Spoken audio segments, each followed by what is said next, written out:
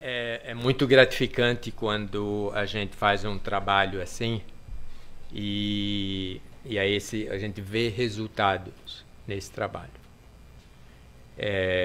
Sobretudo num tema tão forte assim como, no caso, a morte e o desencarne, educação para a morte. E o primeiro resultado que eu tive do trabalho na primeira parte foi quando eu saí do centro, depois de ter feito a palestra. Aí minha esposa pegou na minha mão, toda carinhosa, falou: meu bem, me ajuda a me preparar para a sua morte.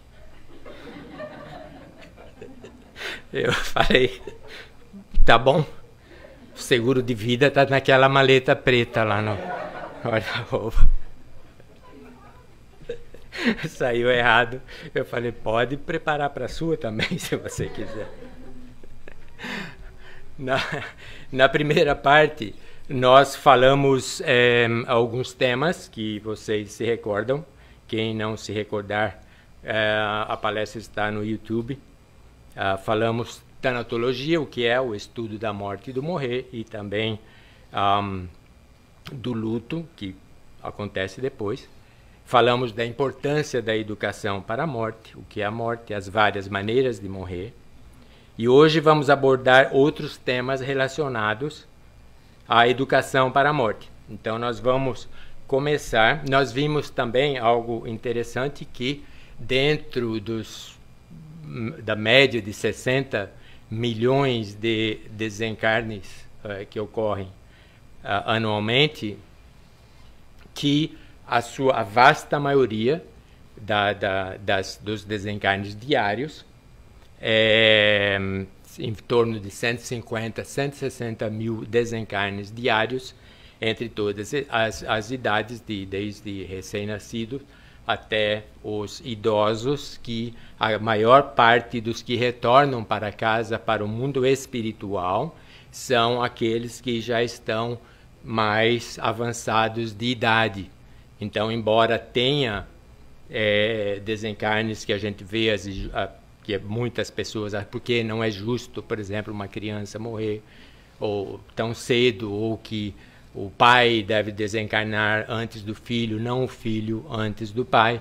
No geral, a maioria dos desencarnes são as pessoas que já estão, os espíritos que já estão aqui há mais tempo, e esses vão voltar, retornar. Então, como eu mencionei, eu fiz uma comparação com, por exemplo, o estoque de uma empresa, que é aquele FIFO, First In, First Out, primeiro que entra, primeiro que sai. Então, assim, a gente vai tendo uma reciclagem de almas, de espíritos, diariamente. Mas os que já estão aqui há mais tempo já retornam para casa, vêm os novos para dar aquela reciclada e aquela melhorada. Então, hoje nós vamos falar, e foi o assunto que, na verdade, foi o que me levou à ideia de organizar essa palestra. Um caso da família que eu mencionei, a pessoa que estava com uma doença já bastante avançada, e que não, pela ciência médica, seria difícil haver um retorno, mas ela não sabia que o estado dela era tão grave assim.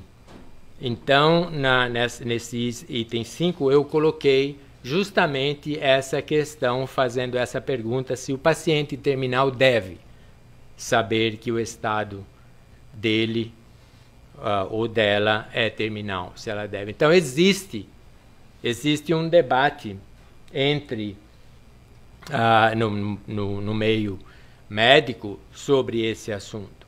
Então, eu coloquei aqui algumas observações, por exemplo, que a gente encontra em um deles, que é o Manual da Tanatologia, em inglês, Handbook of Thanatology, dois, aliás, deles, né?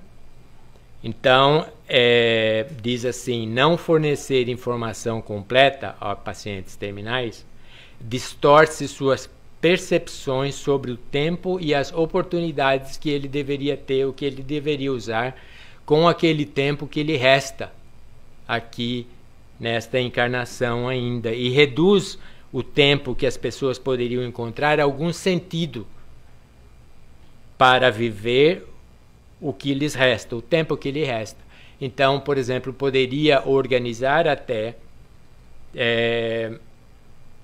alguns assuntos não resolvidos, seja de família, seja financeiro, de todos os aspectos. A gente tem um caso interessante em um dos livros do André Luiz, eu não me recordo o nome, mas é de um paciente de uma pessoa que está, o seu Antônio, eu acho, que está por desencarnar. Ele está mal, ele era um homem de negócio, mas ele tinha umas pendências que ele precisava resolver, e a gravidade da sua, parece que foi uma situação muito, muito rápida, e ele não teria tempo suficiente para ele consertar aquilo. Então ele usa, através da mãe dele já desencarnada, que é um dos espíritos que está trabalhando naquele processo da desencarnação. Nós vamos ver um dos temas na próxima palestra, na terceira parte, que existe um processo muito grande e intenso da espiritualidade, tanto de mentores e também de familiares desencarnados, que estão presentes aí naquele momento do desencarne para auxiliar o espírito na sua nova jornada. Então, nesse caso do seu Antônio, a mãe ela conversa com a espiritualidade, e o seu Antônio recebe uma carga magnética ou energética que lhe permite, eles dão a ele 3 meses para ele resolver os seus problemas. Então ele tem uma melhora acentuada na sua saúde, e ele consegue com esse tempo resolver essas pendências, e ele tem então é falado para ele, use esse tempo bem, porque a hora que terminar os 3 meses, bye bye. Se arrumou, arrumou, se não arrumou, ficou sem arrumar. Então, a pessoa, no caso, o paciente terminal, ele é bom para ele saber, porque ele já pode resolver essas pendências. Todas as pendências que nós temos, isso nós vamos ver também em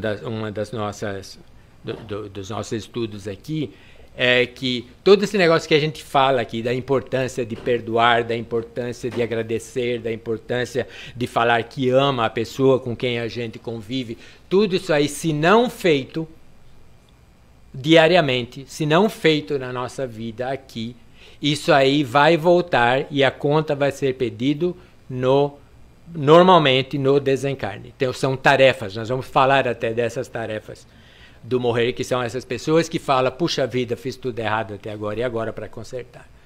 Então o arrependimento por não perdoar alguém, o arrependimento por não ter pedido perdão, o arrependimento por não ter agradecido por alguma coisa vai vir. Então, quando a gente fala e insiste aqui no Espiritismo para fazer essa transformação, a importância de perdoar, a importância de falar alguém que ama alguém, a importância de tratar bem as pessoas, sobretudo nossos seres queridos, se não fizermos, vai vir. Então, quando vem e temos a chance de resolver, bom para nós, que a gente volta mais em paz para o nosso lar espiritual, ou sofrendo se não der tempo. E vai sofrer mesmo. E também vai sofrer os que ficam. Então, em nossos estudos, em nosso trabalho evolutivo, a gente tem que ter tudo isso aí em conta, que é para a gente não esperar para aquele último minuto, porque vai vir, é da própria vida. E na segunda informação do Manual da Tanatologia, que os profissionais da saúde têm a sagrada confiança de fornecer às pessoas com enfermidades sérias informações verdadeiras, em equilíbrio, com esperanças realistas. Então vai existir sempre a pessoa que ela é diagnosticada com uma terminalidade, que ela vai ter um tempo de vida e que dificilmente ela vai se recuperar. Então, ter esperança é realista, um milagre. Eu estou esperando um milagre. Pode acontecer? Pode, lógico. Pode acontecer, mas provavelmente não vai acontecer pelo avanço, por quão avançada está aquela enfermidade. Então, tem que dar essa informação realista e é uma obrigação falar com sabedoria pelo profissional da saúde. E tem no Lancet, que é um jornal de medicina ou de ciência também muito de grande evidência, grande importância. E temos, foi escrito em 98, novembro, uma matéria que a prática da medicina é uma arte e também ciência, igual ao espiritismo, né? Ela envolve compaixão e honestidade. Um bom médico sempre oferece um raio de esperança, assim como discute as implicações de uma doença grave. Então, isso aí faz parte. E é interessante que muitos médicos, eles não são treinados ou preparados para dar esse tipo de informação para os seus pacientes. Eles nem sabem como. Então, isso aí é um problema muito grave nessas condições. Então, ele deve saber. Isso também é algo cultural, que tem culturas que preferem não saber, né? Prefere que não diga por alguma razão que aquela pessoa está sofrendo. Então, quando se vai uma pessoa faz um exame, uma biópsia, etc., com suspeita de câncer, quando vai saber do resultado, muitas vezes vai em companhia de alguém ou o paciente vai sozinho. Então, o médico, no caso, aquele que vai dar a informação, ele tem que ter aquele tato. Primeiro, ele vai ter que falar a realidade, porque o exame, se deu, está aqui, dificilmente muitas pessoas vão fazer não acredita no primeiro diagnóstico, vai fazer uma segunda, um segundo exame, o que é muito bem, até deve. Então, quando nessa situação, ele tem que falar a realidade aqui. Aí ele falar também os prognósticos. Aí eles têm até esse é interessante, aqui nos Estados Unidos eles têm muito siglas, né? Usa siglas. Tem um que é o SPIKE. Existe um estudo, eu estudo bastante tratamento paliativo, essas coisas todas, como voluntário de hospice eu procuro me aprofundar um pouco nas coisas que acontecem e no que tem, no que está publicado aí também em conversas, etc. Então existe uma técnica e uma tática desenvolvida por pessoas que trabalham bastante em hospice, mais em hospice, quem está em hospice vai desencarnar, está lá porque já não tem mais esperança. Tem que ter no mínimo 6 meses de vida. Muitos recobram e passa de 6, passa de 1 ano, passa de 2 anos, porque o tratamento paliativo ele envolve não só o controle da dor, mas também os cuidados emocionais, espirituais, tudo, que é um grupo multidisciplinário de médico, de enfermeira, de assistente social, de capelães, de voluntários que vão ouvir a pessoa. Então, às vezes, ela se sente tão cuidada, tão bem amada, que ela acaba recobrando a saúde. Isso é muito normal. Então, o pessoal de hospice já está acostumado a conversar com essas pessoas. E mesmo em minha experiência, a gente não vai falar para alguém que ele está em estado terminal, mesmo você sabendo. A primeira vez que eu fui visitar um paciente terminal, bom dia, a maioria é hispano, eu acho que foi, eu não me lembro se era hispano-americano.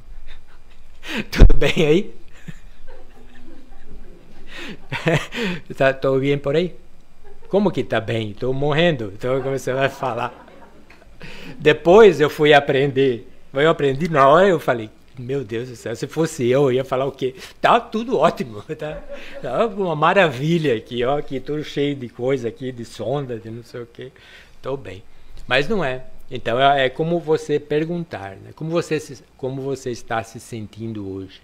Então tem uma técnica, tem até um estudo, é uma ciência mesmo de comunicação, como comunicar com aquela pessoa. E no caso, esses médicos e todos que diante dessa situação, de como falar para um paciente terminar a sua situação, então eles criaram aqui até um protocolo como dar a má notícia. E tem cursos de como dar má notícia. Eu não fiz ainda porque ainda não deu tempo. Mas esse vai ser um dos... É como dar má notícia. E é é super interessante e importante como você vai falar. Então tem um protocolo que eles criaram que é o SPIKES. Esse é o SPIKES. Tem um outro que é NURSE. NURSE igual... enfermeira, né? NURSE. Nós vamos falar aqui do SPIKES, que é mais ou menos assim. O NURSE ele tem um outro propósito na comunicação entre pode ser qualquer um de nós, o voluntário, como capelão, assistente social ou médico. Então, o SPIKES é assim: primeiro, você precisa ter um local. Então, se fosse... o que eu estou falando aqui, a gente pode aplicar também em nosso dia a dia com familiares que, por exemplo, porque a gente vai passar, mas muitos já devem ter passado, muitos passarão, de ter um ser querido que vai desencarnar, ou nós mesmos, quando a gente estiver nessa situação. Então a gente pode aplicar também. Primeiro, como dar uma notícia para essa pessoa. Tem que estar num lugar tranquilo, assim, sem interrupção, tá? Você, aquela pessoa, num ambiente assim confortável e tal, né? Aí então eu traduzi, eu pus o SPIKES em inglês e traduzi para o português em alguns. Então o setting é o local onde a pessoa vai se encontrar. A percepção, já vamos falar da percepção, que é o perception em inglês. Invitation, convite. Knowledge, conhecimento. Empathy, empatia. E summarize and strategize, resumo, estratégia. Então, esse é um protocolo para uma pessoa, e se tiver pessoas aqui, enfermeiros que trabalham em hospitais, tem pacientes terminais, ou até pessoas que trabalham com cuidados paliativos, essa informação talvez seja útil. Então, no caso, o local é um local tranquilo, onde não vai ter interrupção, que está só essas pessoas conversando, no caso, com o paciente. Então, como que quem vai dar a notícia vai falar para ela, né? Então, ela vai chegar assim e vai falar, isso é algo que eles utilizam. É importante que você saiba o máximo possível sobre a condição da sua saúde. É importante que você saiba como está a situação da sua saúde, do seu corpo físico. Então você falou aquilo para a pessoa, você deu para ela aquela dica, né? É importante que você saiba, né? Aí, o que você vai fazer? Você não vai chegar vai falar, olha, o seu tá aqui, ó, tá ruim, viu? Você tá mal, você já tá, como a gente falava lá em Bocaina, no bico do corvo. Então, não pode falar assim, tem que ter tato, né? Tem que ter tato. Aí a percepção, o que ela pergunta? O que ele pergunta? O que os outros médicos, porque no caso, se ele está falando, por exemplo, com um oncologista, ele já deve ter ido em outro médico, aqui tem um médico primário, né? O que os outros médicos lhe falaram sobre o seu câncer ou outra doença? Aí a pessoa vai falar, então você está estabelecendo uma situação de confiança, de conversa e tal, mas você está jogando tudo para ele, para a pessoa. Você não está falando aqui diretamente. Você está perguntando o que os outros médicos falaram da sua condição. Então eles vão falar, falaram que é grave e tal, ou não falou nada, né? Aí, no convite, o que ele vai fazer? Esse médico ele vai falar assim: eu tenho novas informações sobre o seu câncer ou outra doença. Você gostaria de saber essas informações? Então você está jogando a bola no campo dele, você quer ouvir ou não?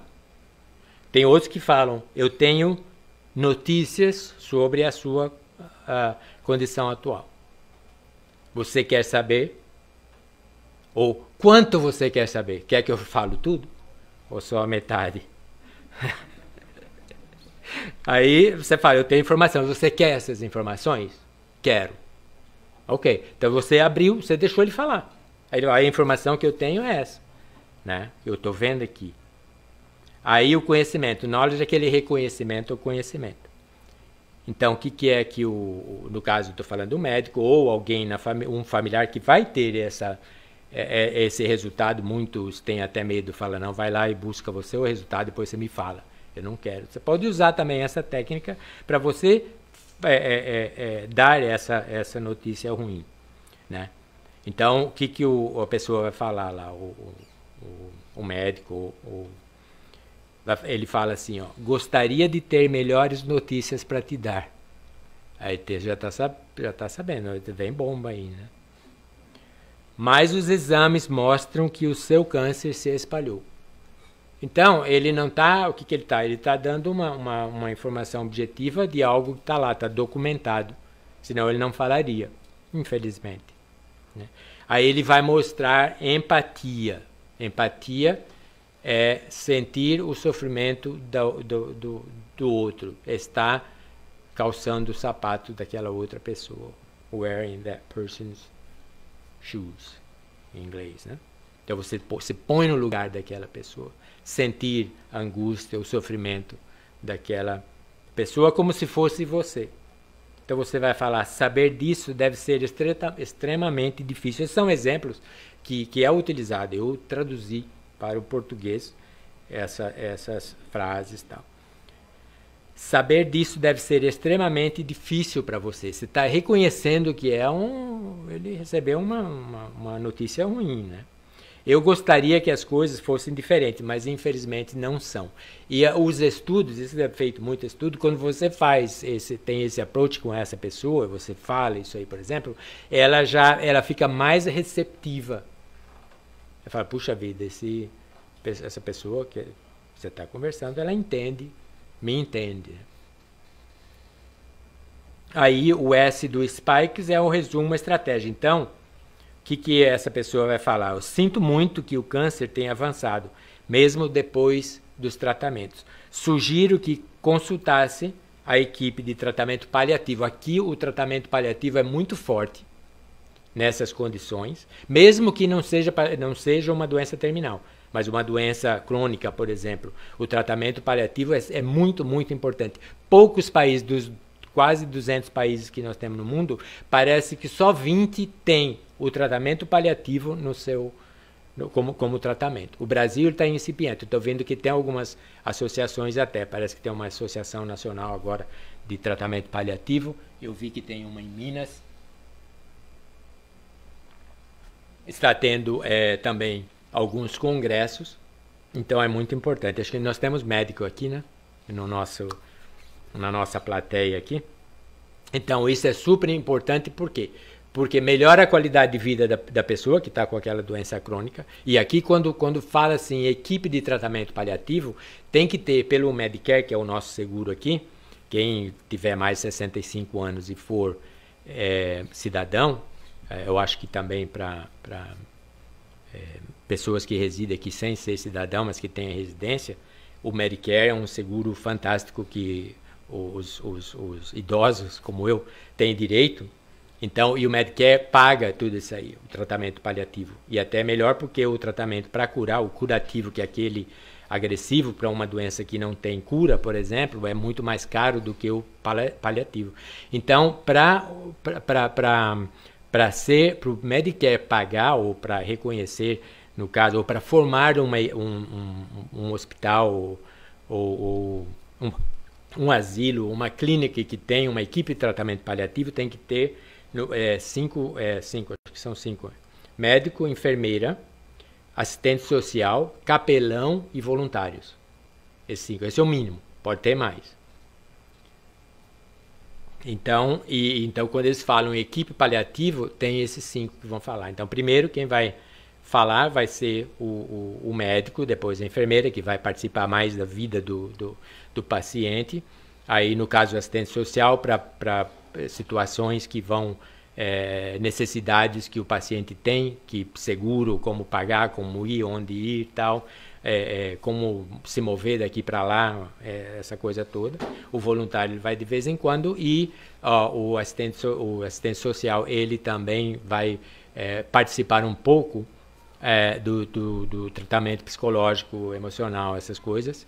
E o capelão ele vai cuidar da parte também, vai fazer até os avaliações e tudo da parte espiritual e religiosa, no caso. O capelão, no caso aqui nos Estados Unidos, ele é interfaith, é interfé, então tem de todas as fés religiosas, não é um só, mas o capelão ele não vai lá para pregar a sua religião ao paciente, ele não pode fazer isso, ele vai dar o tratamento espiritual necessário. Então, ele não vai poder pregar. Se o paciente for católico, por exemplo, ou cristão, evangélico, e ele pedir para o pastor, ou quem seja, ou o padre, que seja o capelão, para ele orar, pedir uma oração, tem que ter a permissão do paciente, ele não pode ir oferecendo isso aí, nenhuma religião. Então, ele vai fazer até uma avaliação espiritual. E é muito interessante, eu vi isso aí, eu presenciei isso aí. O que a falta de espiritualidade, até de religiosidade, essa parte, como ela às vezes é até mais grave do que a própria doença. Como faz o paciente sofrer? Porque ele não sabe nada, ele perdeu a esperança, ele não tem nada, ele nem sabe. Uma vez eu visitei um paciente, e ele era cubano, e a gente leu lá onde tem as informações dele, e ele não era religioso, não tinha religião. Aí eu cheguei lá, e ele não podia se mexer, né? Então, porque ele estava lá, ele estava mal, ele ficava na cama o dia todo. Aí eu perguntei para ele, o que é que o senhor faz aqui? O que o senhor faz aqui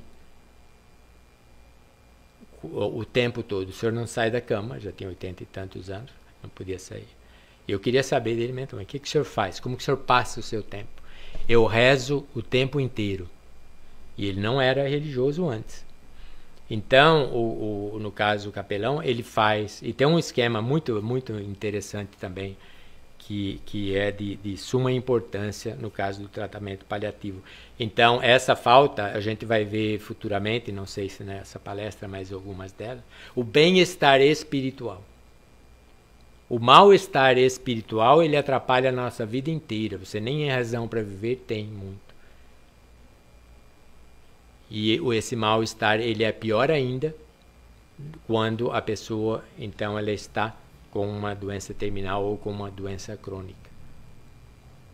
E ela aprofunda, ela agrava ainda mais, não só a parte física, mas emocional, mental e tudo. Então é um sofrimento muito grande. E a gente pode, e por isso nós estamos aqui, nós podemos aliviar muito dos nossos sofrimentos se a gente utilizar esses ensinamentos que é tentado passar pela doutrina espírita ou até pela doutrina evangélica, por outras religiões, se a gente desse mais atenção a essa parte espiritual nossa. Espiritual e religião e espiritualidade são coisas diferentes. A religião é uma organização, um conjunto de dogmas e tradições, essas coisas que uma pessoa segue. E a espiritualidade, não, a pessoa pode ser espiritual sem ter religião nenhuma. Espiritualidade, ser espiritual, ver o sagrado em todas as coisas, ver a união de todas as coisas. Então, e dela, encontrar sentido na vida, sentido no que faz, sentido nas pessoas que compartilham a sua vida, sem necessariamente ter religião. Então, quando essa pessoa que ela tem um bem-estar espiritual, quando ela é dada um diagnóstico, nem precisa de spike para dar notícia. Ela aceita, ela vê, ela muitas vezes até sabe da sua que existem pessoas que não tem problema nenhum em receber. Você quer que eu te falo tudo aqui? Quero que você fale tudo. Né? Ela vai falar, ó, sua situação é assim. Aí você fala, ó, sua doença não tem, infelizmente, não tem como tratar, tal. Quanto tempo falta? Quanto tempo eu tenho de vida? Ó, pela estatística, 3 meses ou 2 semanas. A pessoa ainda sai, não, ok, tudo bem. Talvez não assim, mas ela já tem mais condição de receber um impacto desse tamanho, porque ela tem uma bagagem que faz com que ela comporte, que ela consiga receber e absorver aquele diagnóstico, porque ela já está preparada. Principalmente a pessoa que viveu bem a sua vida física, quando chega num estado desse, é muito mais fácil de receber e de aceitar e de utilizar bem o tempo que lhe resta. Então, para nós, porque a educação para a morte é nós, para cada um de nós, viu, meu bem? É a educação para a nossa morte, tá bom? Então, se fôssemos nós no lugar dessa pessoa que vai receber esse diagnóstico, por exemplo, se nós tivéssemos um câncer metastizado ou uma doença incurável, o que é que nós gostaríamos que os médicos fizessem? Omitissem a gravidade, dessem falsa esperança, né? Me engana que eu gosto, ou a verdade. Então você fala, e isso a gente vê também no pessoas terminais. Então elas falam assim, eu educo meus à medida do possível. Eu tenho amigos, parentes e tal. Quando eles têm nessa situação, muitos me perguntam o que é que eu faço agora. Então eu dou a minha modesta opinião. Então, muitos casos que a pessoa já está no bico do corvo.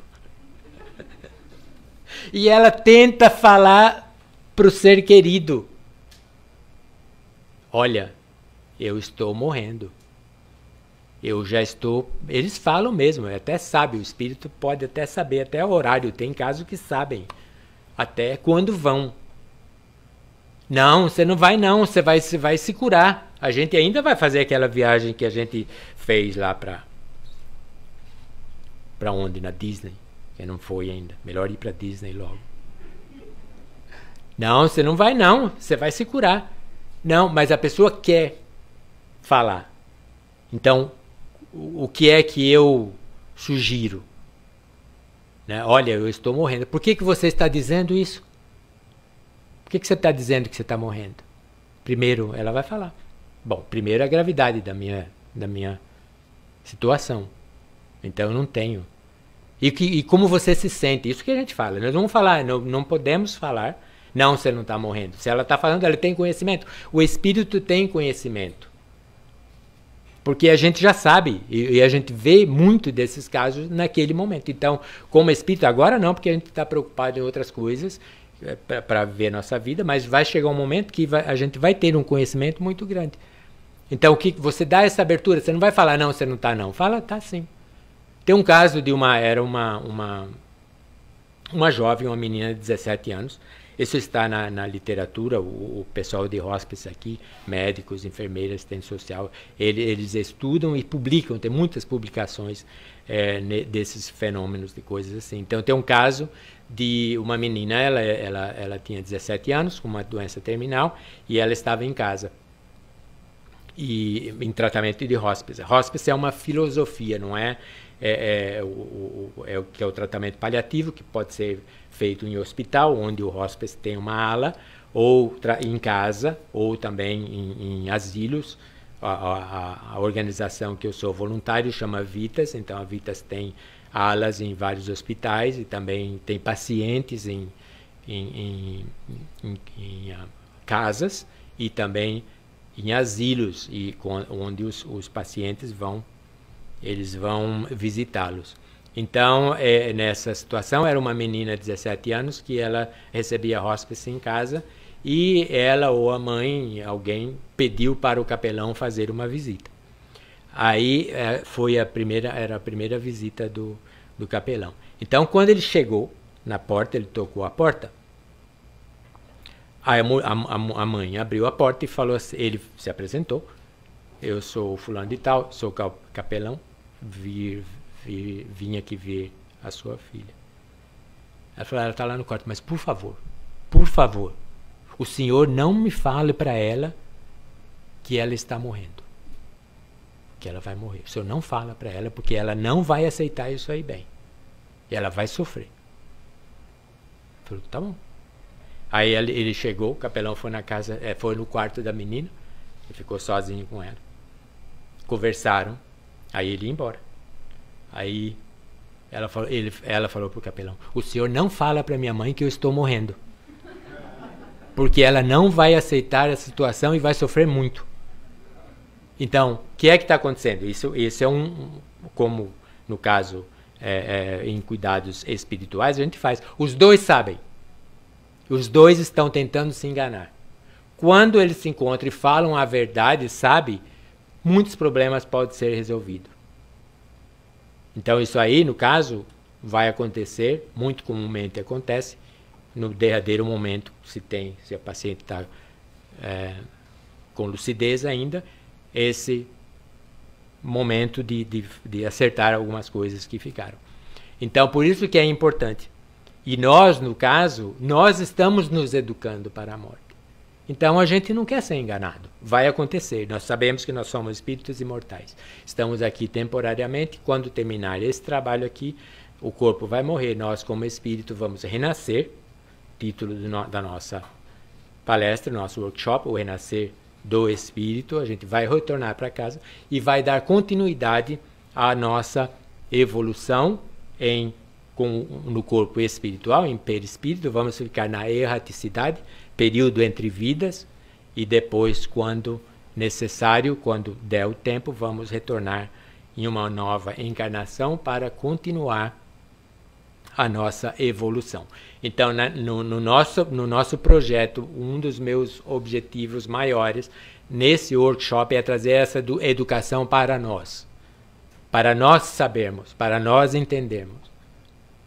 E quando chegar o nosso momento, a gente está preparado para aquele momento. E acontecem coisas muito, muito bonitas, apesar de parecer ser um pouco mórbido, mas é o momento que muito espírito desencarnante vai descobrir a sua imortalidade naquele momento. Esse aí vai ser um tema também que a gente vai ter muito material sobre isso na sequência aqui, não hoje, na próxima parte. Então, agora, por que tememos a morte? Então, isso é algo, é o maior nas pesquisas que tem umas pesquisas feitas que o maior medo, no geral, o maior medo do ser humano é o da morte. Tem outros também, mas um assim que mais afeta as pessoas são isso aqui. Então, por que tememos a morte?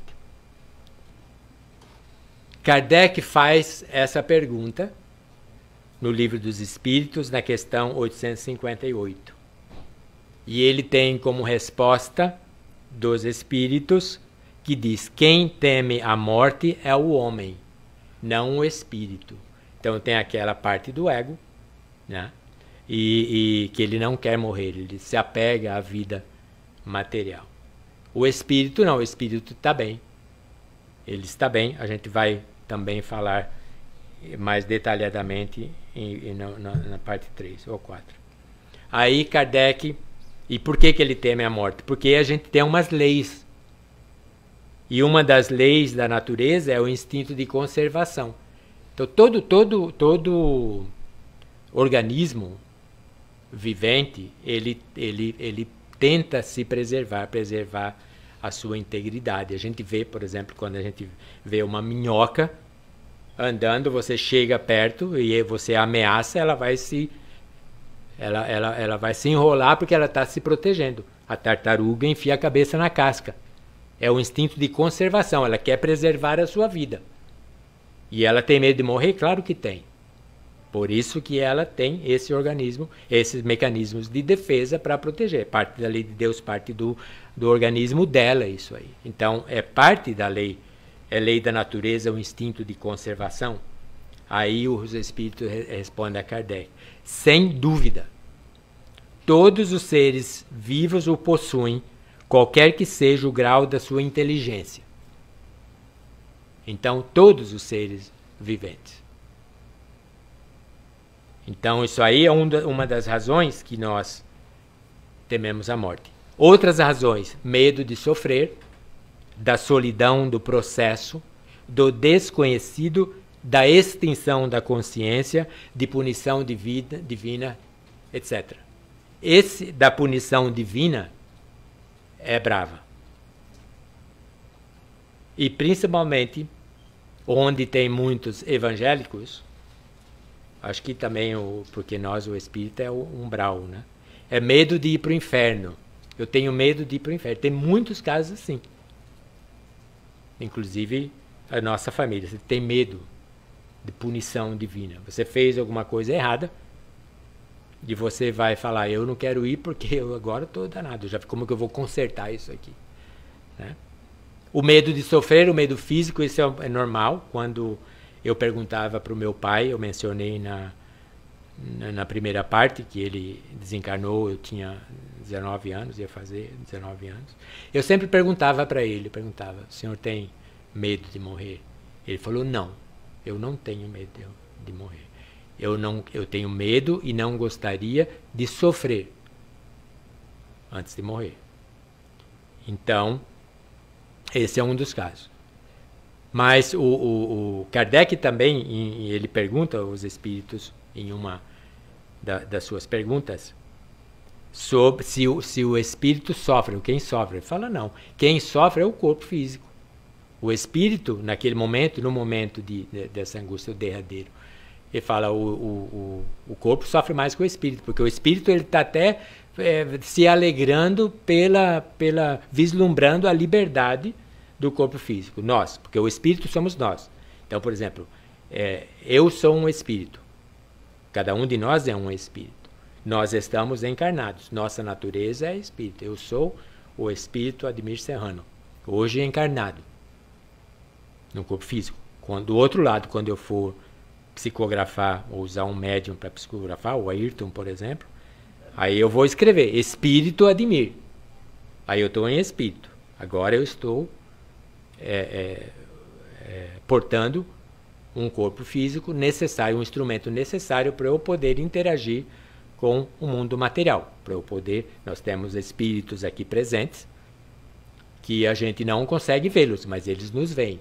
E ele, se ele tiver com sede, não vai estar, ele não vai poder pegar o meu copo, porque não tem como, não tem consistência, é diferente, é uma outra vibração. Então todos somos espíritos em duas situações: hoje encarnado, depois da morte do corpo físico, seremos espíritos desencarnados. O medo da solidão do processo, isso ocorre, inclusive no trabalho espiritual com o paciente terminal, e muitas pessoas falam, sobretudo o voluntário: o que é que eu vou falar com essa pessoa? Às vezes ele nem está te ouvindo.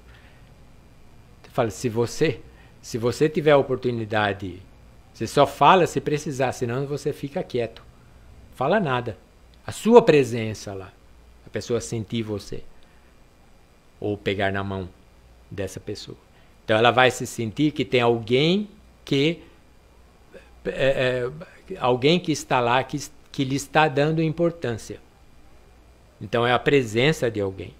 Então a solidão do processo, que na parte de transição, como a gente vai ver futuramente, do espírito, existe um trabalho muito forte já sendo feito, e ela vai ver espíritos que estão lá. Então, no caso, não vai ter muita solidão naquele momento derradeiro, pode ter antes, porque já está ocorrendo, já tem um trabalho, já tem até uma organização para auxiliar esse espírito no desencarne, no processo, e também depois para a entrada no mundo espiritual. E grandes deles é a extensão da consciência. E aí, eu vou continuar existindo? Então, isso, sobretudo, a pessoas que não acreditam na vida após a morte, por exemplo. Então ela fala, bom, agora eu não vou lembrar de nada, tal. A gente a gente já não se lembra de nada à noite. Então, a gente vai dormir, tem os processos, né, os ciclos do sono. Tem um ciclo do sono profundo, que a nossa atividade cerebral é tipo meio hertz por segundo, que é quase já um cérebro morto. A gente não lembra de nada. Então a gente vai dormir e você acordou. Você despertou, você está aqui. Mas você vai ter um dia que você vai dormir, como a gente fala em Bocana, acordar morto. Você dormiu, aí você não lembra de nada. Então não importa, você não lembra de nada, não vai lembrar nada. Nada vai acontecer. Mas o pensar nisso é que atrapalha e pode trazer esse sofrimento. Vou deixar de existir, vou deixar meus filhos, vou deixar minha família, não vou ver mais meus seres queridos. E uma das grandes surpresas do desencarnante, nessas visões que a gente vai ter, que a gente vai ver na visão é ver esses espíritos desencarnados, seres queridos, e falar, mas você está vivo? Estou. Você também vai ficar vivo depois, ou já está. Então eles se surpreendem que aquele ser que eles achavam que jamais voltariam a vê-los, vai vê-los. Porque eles vêm ao encontro, em muitos casos. Então, quando a pessoa tem o conhecimento da continuidade da vida, e pelo que eu vejo entre os espíritas, por exemplo, que tem essa consciência, esse processo de desencarnação, de saber que tem uma doença terminal e que vai estar por desencarnar, pelo que ocorreu com pessoas conhecidas, é muito mais fácil. Porque já não tem mais pelo menos não tem esse medo da perda da consciência, não tem o medo do desconhecido, porque já sabe mais ou menos como será. Então isso facilita muito esse processo nosso de transição. E tudo isso faz parte da nossa educação também para a morte, educar-nos para isso. Que, como diz Emmanuel, a morte significa apenas uma nova modalidade de vida que acontece sem milagres e sem saltos. A gente já tem nós já sabemos como é todo o processo. É como se fosse, por exemplo, quem se lembra de sonhos, o sonho é uma realidade que a gente está vivendo, e muitos deles a gente está já parcialmente desencarnado, porque a consciência fora do corpo, a gente está tendo atividades, a gente está fazendo coisas, a gente está conversando, a gente está estudando, a gente está aprendendo, a gente está sendo cuidado, tratado. Então, é mais ou menos o mesmo processo. Depois que o espírito desencarna, ele fala, mas isso aqui não é nada novo aqui, eu já conheço isso aqui de muito tempo. E a gente tem no Livro dos Espíritos, tem uma informação muito legal, que eu gosto muito, que os espíritos falam que a gente não deve temer a morte, porque a gente já morre um pouquinho todas as noites, no sonho, e que ao retornar nós vamos encontrar muitas obras prontas que nós construímos enquanto dormíamos. Então você vai falar, isso aqui é seu, a sua assinatura, é você aí. Então não tem, quando a gente tem essa consciência é muito mais fácil. Agora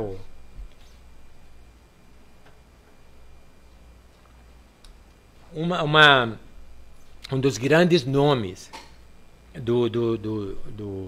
desse trabalho paliativo, sobretudo do trabalho com pacientes terminais, deve-se à doutora Elisabeth Kübler-Ross, que também é uma médica suíça. Já ela, nos anos 60, ela veio para os Estados Unidos e ela trabalhou na universidade, no hospital da Universidade de Chicago.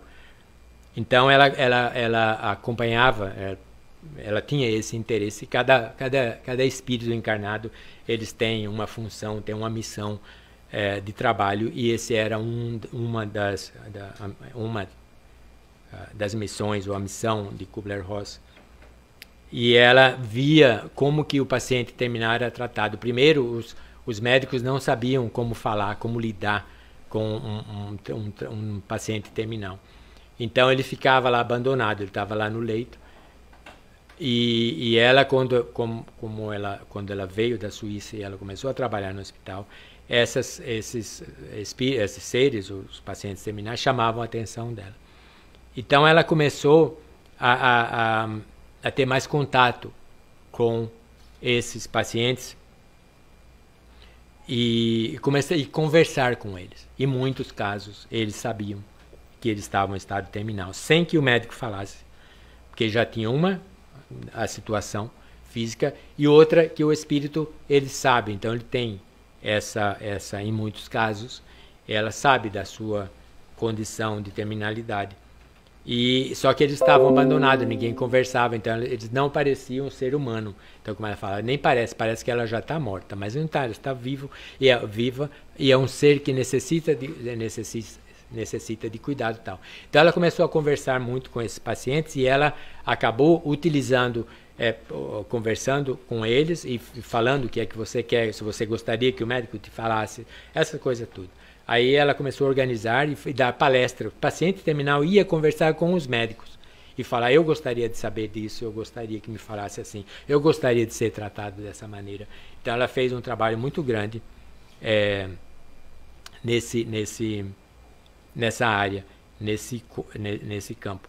E ela observou nesse seu trabalho, que foi até os anos, acho que ano 80, quando ela desencarnou, ou 90, não me lembro. Talvez até no ano 2000, não me lembro a data. Então ela observou fases, fases emocionais, que a pessoa com uma doença terminal, ela passava quando ela recebia, por exemplo, um diagnóstico. Então, se vocês já ouviram falar as 5 fases do luto, foi Elizabeth Kubler-Ross que lançou essa ideia das suas observações. Então, ela tem aqui, são 5 e tá colocado aqui 1, 2, 3, 4, 5, nessa sequência mais ou menos. Mas ela não necessariamente precisa ocorrer nessa sequência.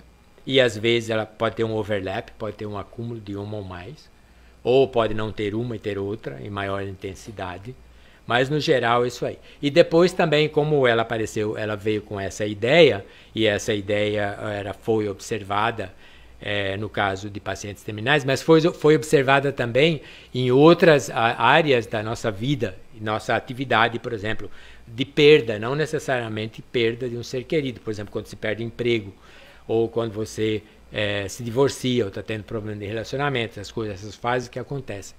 Então, a primeira é a negação. Não, isso não está acontecendo comigo.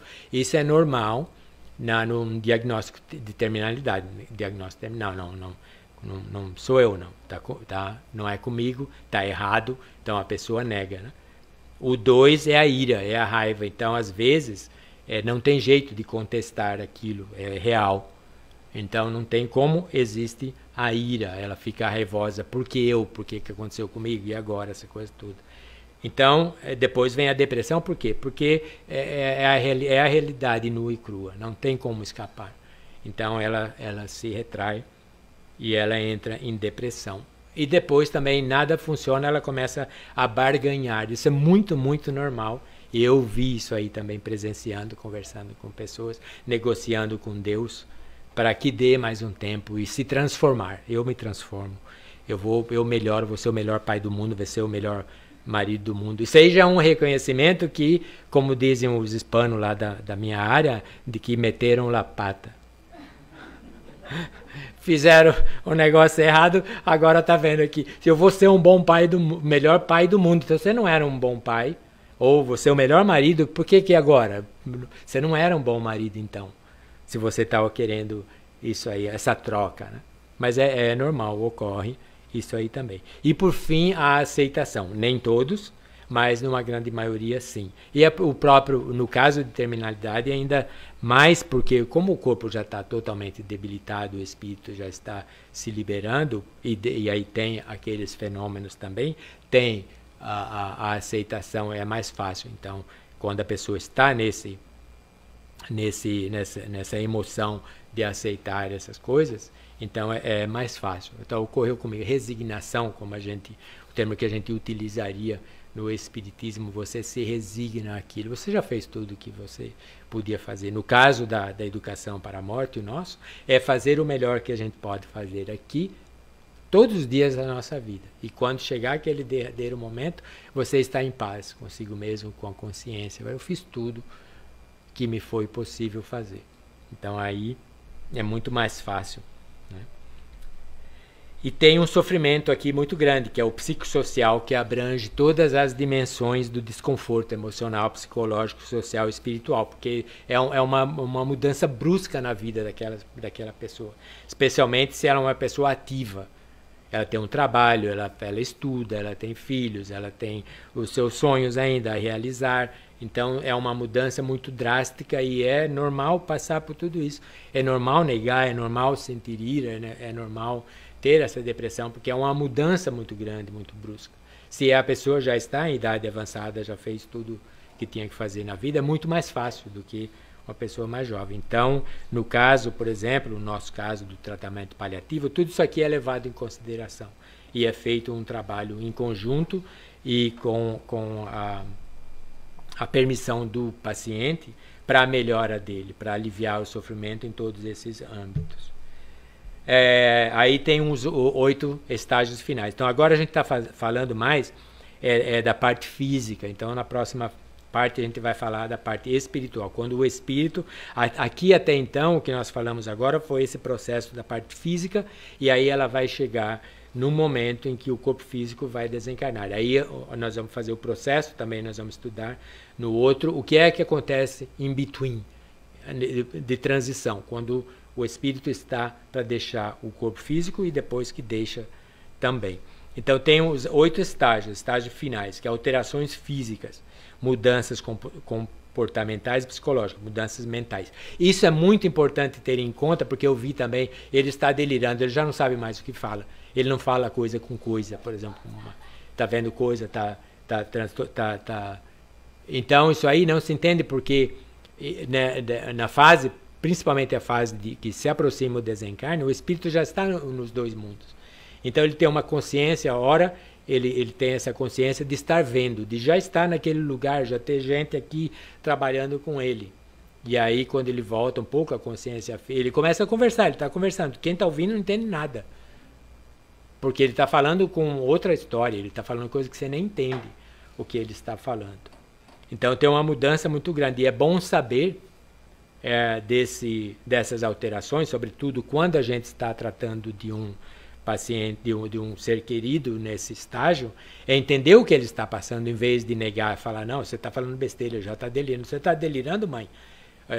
Tem casos, né? A pessoa fala, olha, o vovô está aqui na porta, e a pessoa desencarnando. Mas aí não tem ninguém, aí não tem nada. Não tem ninguém. Você não vai falar isso. E o que ele está fazendo, o que ele quer? Você não vai negar. Tem essas mudanças.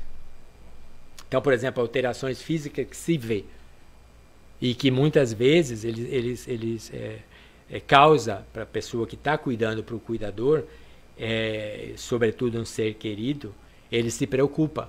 Mas tem um processo natural, que é um processo natural que vai ocorrer em um corpo em processo de encerramento de atividades fisiológicas, para que o espírito que nós somos e que anime esse corpo libertar-se totalmente. Então, por exemplo, da alteração física, uma delas é a redução, é o apetite reduzido. E se a pessoa é carnívora, come muito carne, comer a carne é o primeiro desejo que se vai. Não quer mais. Mas você gostava tanto, fiz um bifão para você, mas eu não tenho fome, eu não quero, mas come bem, tem cebola, olha aqui que ele não quer, você não vai enfiar naquilo, porque o corpo já está falando, eu não preciso mais disso, eu não quero mais isso. Então a gente tem que respeitar aquilo, porque a gente vai trabalhar na nossa educação para a morte, trabalhar para auxiliar aquele espírito em seu desencarne. Perda de peso normal, obviamente. Sobretudo dependendo do tipo de doença, né? Um câncer e tal.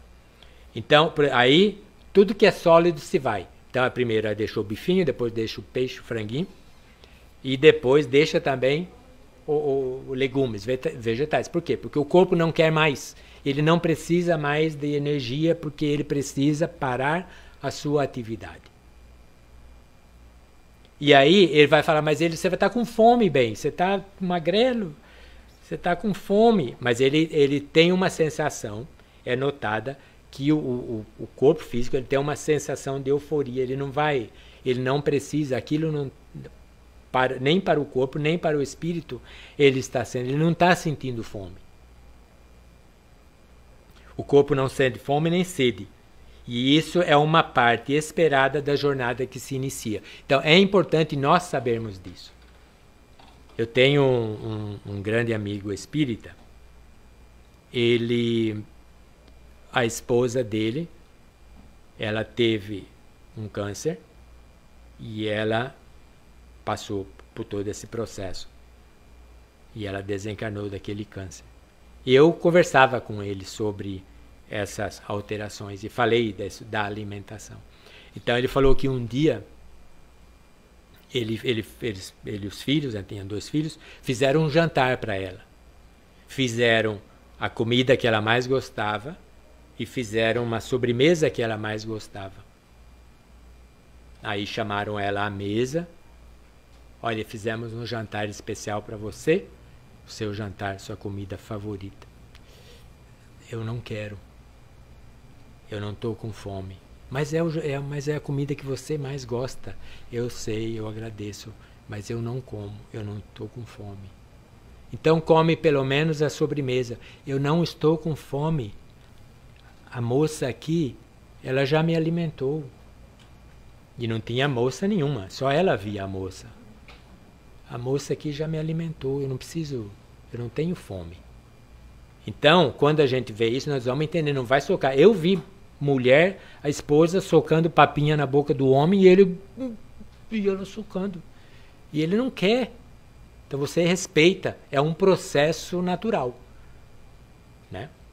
Então a gente entende isso aí.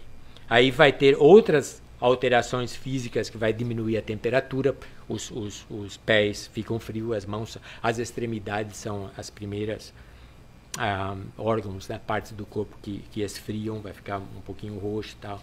Vai ter diminuição da pressão arterial, a pulsação irregular. Então é um processo inteiro. Né? Vai ter, muitas vezes, você vê uma congestão forte, especialmente o paciente que ele fica aí, já está há muito tempo deitado, né? E a parte, então vão ter essas alterações físicas, que é bom saber. Vão ter também alterações mentais. Isso também como preparação para o desencarne. A primeira é que dorme-se a maior parte do tempo. Então a pessoa o espírito já está desdobrado ou se desdobrando. Esse processo também já de transição. Ele ainda está conectado ao corpo, porque o corpo ainda tem vida, e Kardec fala que não é a saída do espírito do corpo que causa a morte do corpo, mas é a morte do corpo que causa a liberdade do espírito.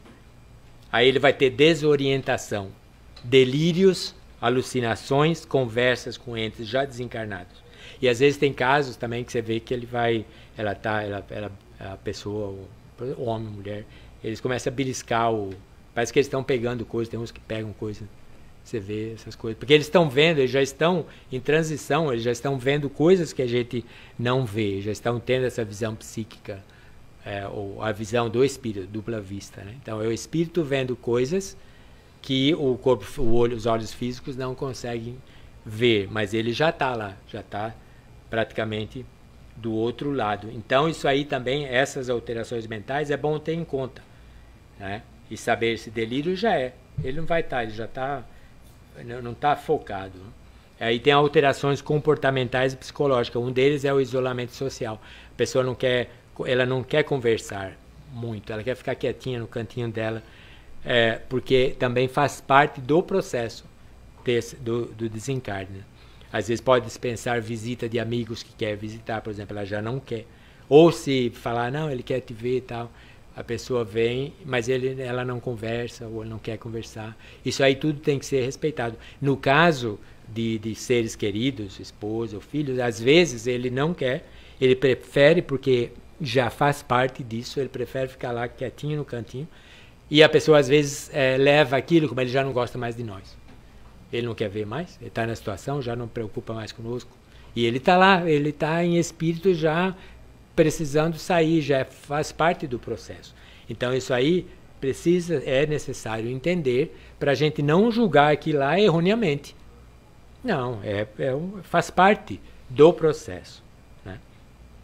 Aí tem um período de avaliação da vida, que se finda, rememoração do passado. Isso também eu observei, e tem muitos casos que é super interessante, e isso eu vi numa uma paciente, e também de outros amigos. Ela volta ao passado, ela começa a ver a vida dela de pequena, conversa com a menina que estava lá, como se ela voltasse no tempo, no tempo dela. Ela revive tudo aquilo lá. Tem muitos casos que ela vai reavaliar.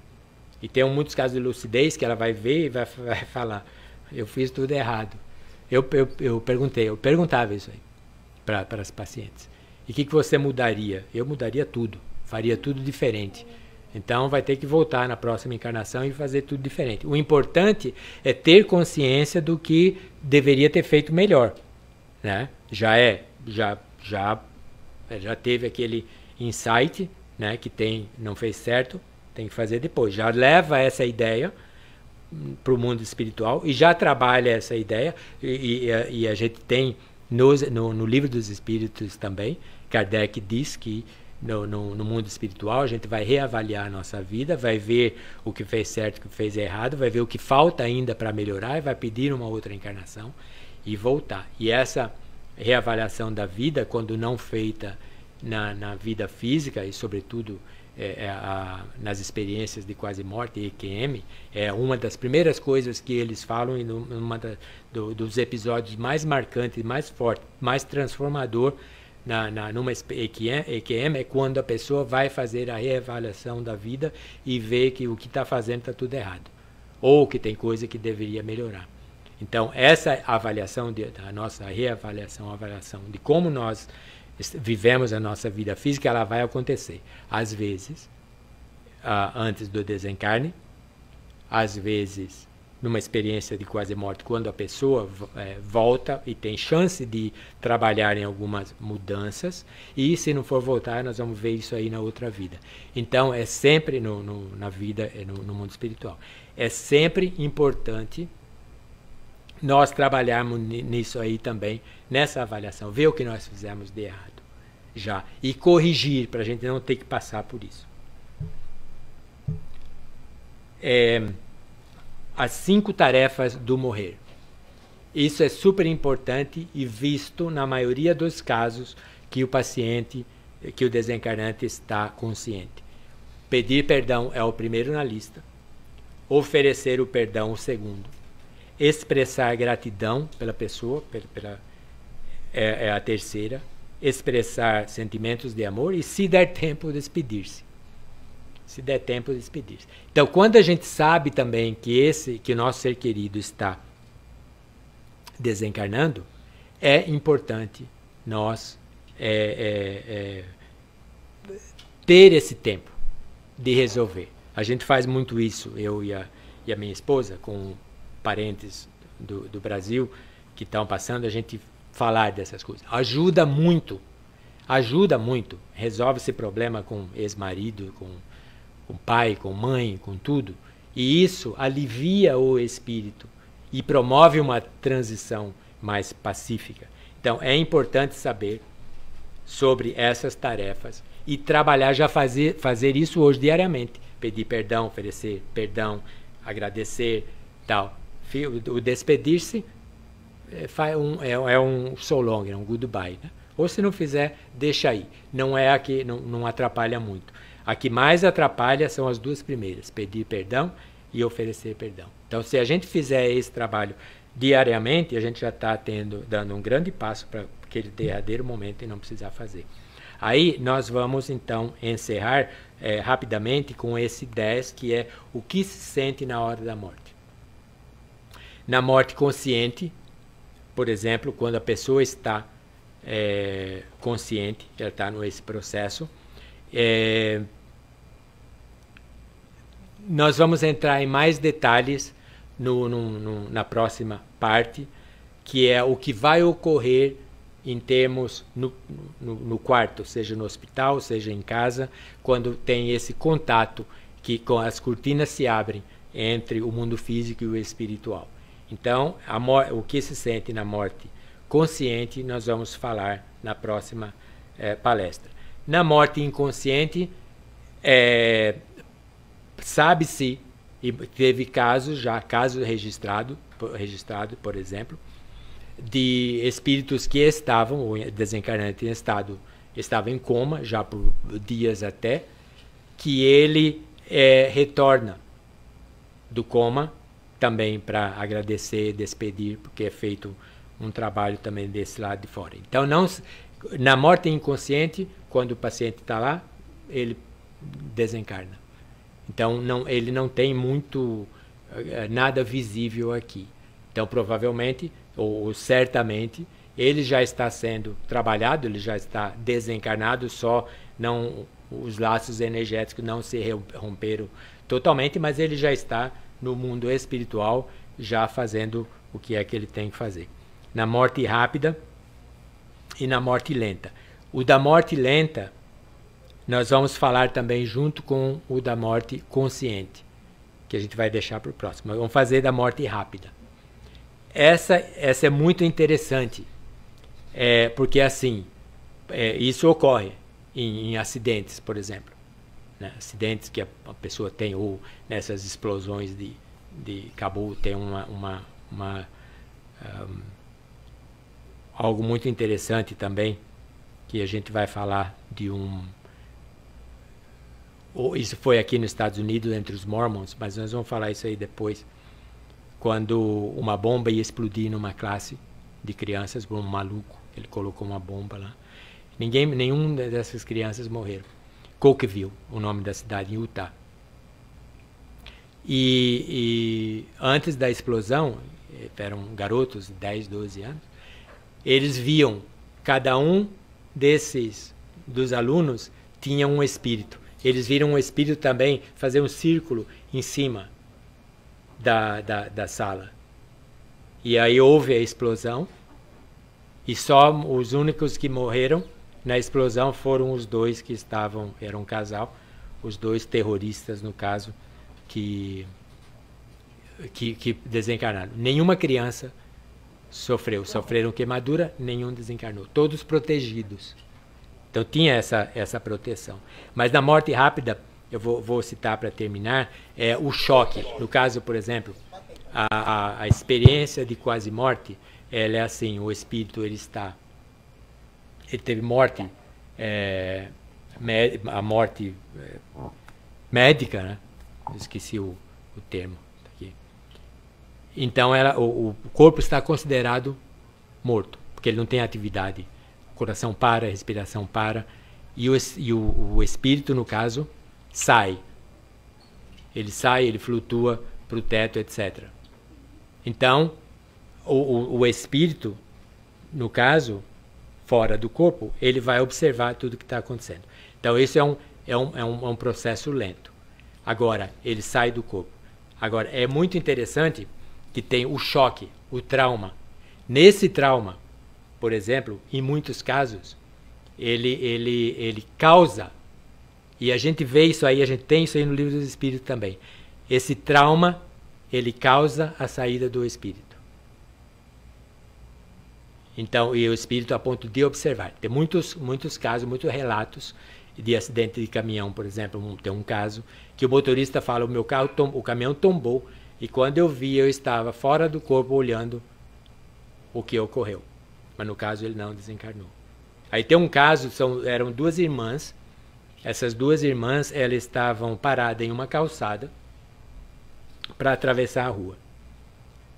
Aí, de repente, elas viram um carro vindo na direção delas, vindo assim. Aí elas falaram, de repente, as duas, dando relatos dela. De repente, eu estava aqui olhando o carro vir em nossa direção.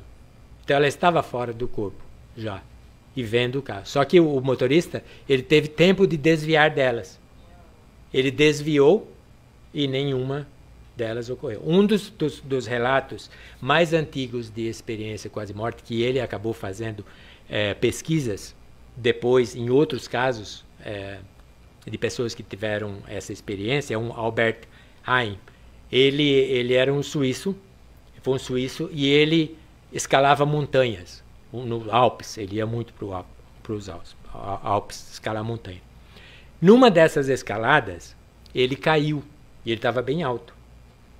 Então, ele caiu, a hora que caiu, teve o choque, o trauma, de repente, ele se vê aqui, olhando o corpo dele cair. Então, ele falou, eu estou aqui olhando, curioso, o corpo caindo, eu não sinto nada, eu não tenho dor, não tenho nada. Eu sou um mero espectador vendo um corpo cair. E aí ele só volta quando ele cai, a queda termina, ele cai e ele recobra o sentido. Então, no caso, o que a gente tira disso aí? Na morte rápida, nessa morte traumática, o corpo não sente nada, não tem, porque o espírito, naquele trauma, ele já está fora, já é um mecanismo nosso. Então, tem pessoas que falam, quando você morre rápido, você não sofre. Tem razão, porque nessa morte assim instantânea, não tem sofrimento.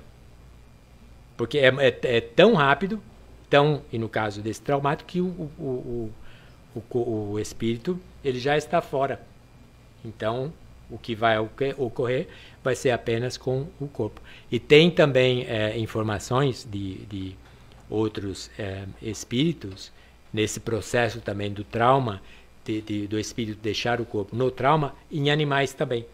A gente vê, por exemplo, quando a cobra vai dar um bote num animalzinho que está lá, ele está em choque.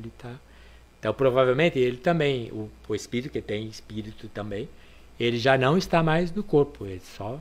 Aí ele vai matar a fome da cobra e ele vai seguir o seu caminho no mundo espiritual. Bem, nós vamos na próxima, na parte 3, acho que daqui a 2 domingos, a gente fala então da morte consciente e na morte lenta, e vamos falar dos fenômenos na transição que são fantásticos e que certamente ocorrerá conosco, e isso também vai ajudar a melhor educarmos-nos para a morte. Muito obrigado.